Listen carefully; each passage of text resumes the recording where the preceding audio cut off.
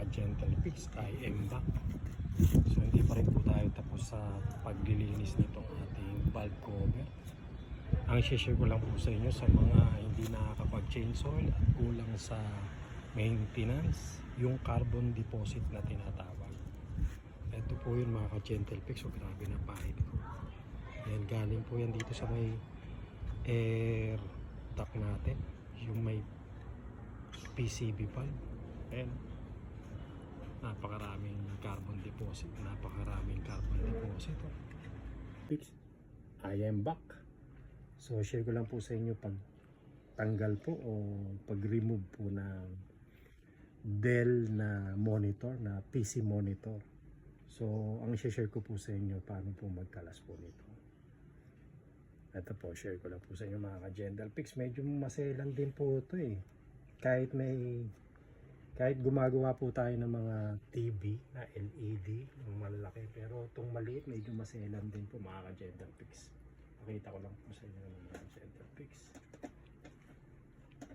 Mga ka-gentle fix, I am back. So share ko lang po sa inyo yung pagtanggal po ng LED po natin ng Dell na monitor o desktop na monitor na PC.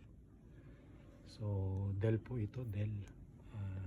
Ang brand po niya mga ka-gentle fix. So masishare ko po sa inyo paano magtanggal ng LED po nito, kasi po nawala po yung terminal po niya yan mga ka-gentle fix. So naputol yung terminal, so hihinangan po natin ng hello mga ka-gentle fix, I am back. So meron lang po tayong i-share po dito ngayon mga ka-gentle fix. Ito po ay PC ng monitor PC, Dell ang tatak. Yan po yung kanyang brand name. So yan po yung loob po niya mga ka-gentle fix. So i-share ko lang po sa inyo mga ka-gentle fix sa mga gustong mag-DIY, no? Yung connector po niya dito, kung mapapansin nyo mga ka-gentle fix, zoom in natin. And hello mga ka-gentle fix, I am back again. So ito, nasa home service po tayo, no? Sa mga gusto pong mag-DIY, kasi pangkaraniwan po tinatanggal pa nila to eh. So madalian lang para may matutunan kayo. Mali, ito po yung sitwasyon niyan eh, ganyan. Ayan po, no? So pangkaraniwan yung mga electrician, kinakalas po ito eh. Yan, kinakalas pa yan. So kung LED po ang gamit yung mga ka-gentle fix, ayan o, turo ko na lang po sa inyo.